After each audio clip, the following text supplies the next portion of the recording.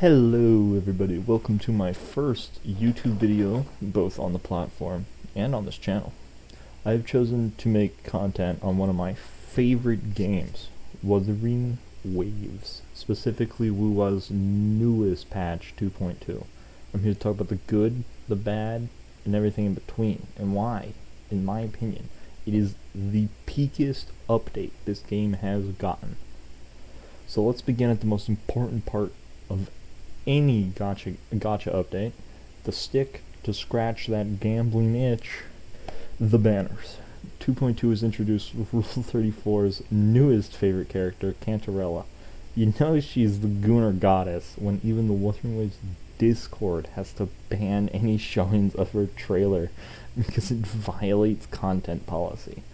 I'm not going to get into the specifics of her character because there are 50 guide videos already out in depth on her kit and all that, but to give a summary, she's a Havoc support. She does a lot of moving around and supporting.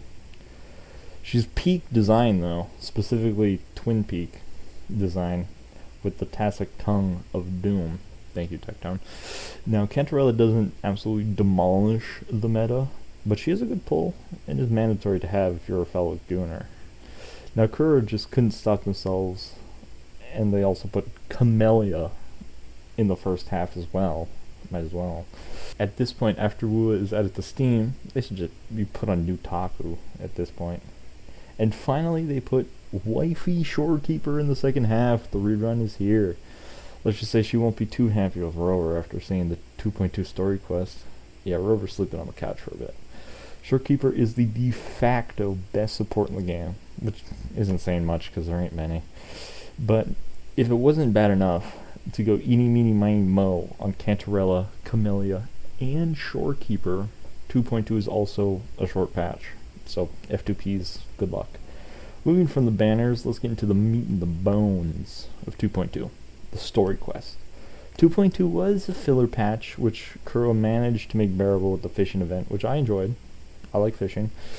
But it is good to be back in the 2.0 story, and let me say, the story was amazing. One of the best so far. Easily a 7 or 8. And before you start saying, oh, that's low, I refuse to use the BS system rating that everybody uses nowadays, where if it isn't 7 or above, it's like garbage. I mean, what the hell happened to a normal rating system, where 5 was average? 5 is the middle.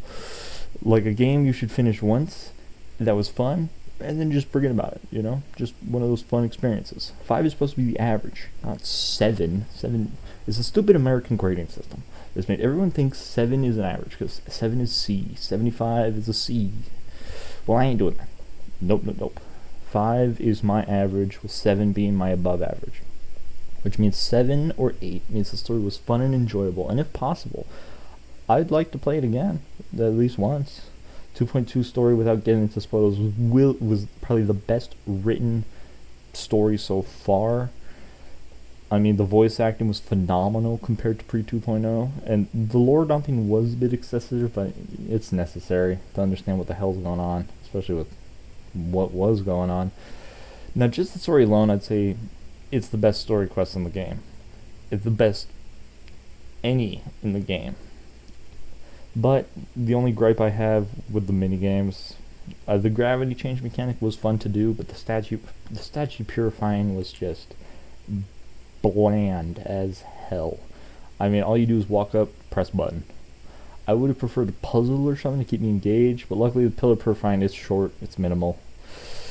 Now, there was some dialogue bloat, but it was negligible by thankfully having a lot of dialogue be optional whenever you had to rest. I think that's a 10 out of 10 design, having most of the character lore and stuff be optional by just having the characters just theirs NPCs to talk to makes it really easy. You can just go up to them and talk, or just continue on the quest.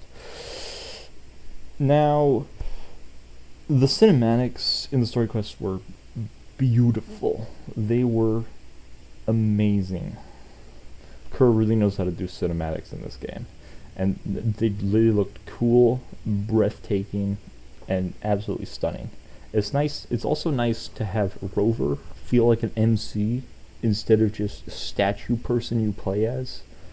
Aero Rover is a good addition, especially for my Gion team. I mean, they're okay far. We need more aero erosion people, but that means they'll get better with time, which all fine and dandy. Now for the events, I'm kind of neutral on them. You know, free asteroids, so I'm not going to complain. The tweaks to Wuthering Waves is good, but there's still a lot of room for improvement. The photo event is fine. It gives me more, another incentive to explore the new area, check it out. Speaking of the new area, I think it's pretty cool. I mean, the place in the sky, whatchamacallit, Evanolium is stunning. The ground place is also pretty fun to fly around. I like the meteor shower. That's always awesome. Picture people, celebrate. Also, it's a neat detail that on the top of the mountain, actually, like the big giant spike mountain, you can actually see a future area, which looks like, because there's giant buildings in the distance. Could be a future 2.0 or a future 2.0 patch, or even 3.0. Who knows? Anyway, back to the events. Winds of the Past is fine. There's also an exploration event. I always like when events overlap with the story, so you can stack rewards, get just even more free stuff. I mean, there's also the new hologram, and as much as I'd love to try it, I am not beating the Dragon of Dirge. I am too newbie at this game. But Dragon of Dirge is one of my favorite designs in the game, though, of any Echo. I'm just a fan of dragons. Imagine Dragons, my favorite band. And you also know what you can imagine with dragons. The story review is nice, because the quality of life is always nice. Kuro really knows how to take feedback, unlike Thou Who Shall Not Be Named. The story review is nice, and I have the memory of a dead rock, so thank God. Now I can actually know what happened. Now the main upside of 2.0 for me is short patch, Short patch means we get more content quicker, which, always nice. That means we are getting, and the next patch isn't just the run-of-the-mill anything. We're talking 2.3, aka patch of 1 year anniversary, aka the patch that will hopefully have my Queen Zani, I pray, aka hopefully more peak. If my wife ever goes into labor, I hope Kuro is the doctor, because they know how to deliver. 2.2 is great, and I hope Kuro continues to make improvements and amazing new content. Those are my thoughts. If you have any, dear viewers, leave a comment. Any feedback, positive or negative, is good feedback. Also, like and subscribe. Hello everybody, post-editing goon here. Sorry about the background noise in this video. Happen to have some windows open, cars drove by, cicadas, all that good stuff. Also, just some things I forgot to mention in the video.